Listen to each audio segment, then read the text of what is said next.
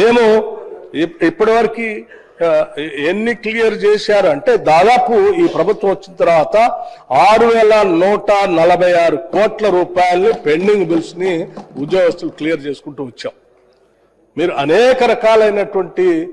ఆర్థిక విధ్వంసాన్ని చేసి వ్యవస్థలన్నింటిని విధ్వంసం చేసి ఏ వ్యవస్థను కూడా సక్రమంగా నడవలేకుండా చివరికి పనిచేసే ఉద్యోగస్తులు కూడా నెల నెల జీతాలు ఇవ్వకుండా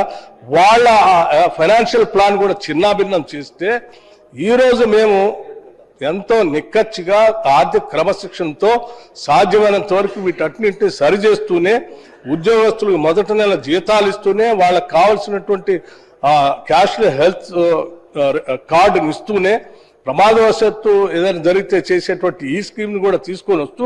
ఈరోజు రాష్ట్రంలో ఉన్నటువంటి ఉద్యోగస్తుల కోసం ఎవరైనా ఆలోచన చేస్తున్నారంటే ఇందిరమ్మ ప్రభుత్వం ప్రజాప్రభుత్వం ఈ ప్రభుత్వమే చేస్తుంది తప్ప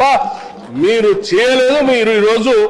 అన్ని పెండింగ్ పెట్టి వాళ్ళకి కావాల్సిన ఇబ్బందులను పెట్టి ఈరోజు మొసలి కన్నీరు గారుస్తూ ఉద్యోగస్తుల కోసం మీరున్నారు అని అంటే ఎవరు ప్రజలు నమ్మే పరిస్థితులు లేరు అధ్యక్ష.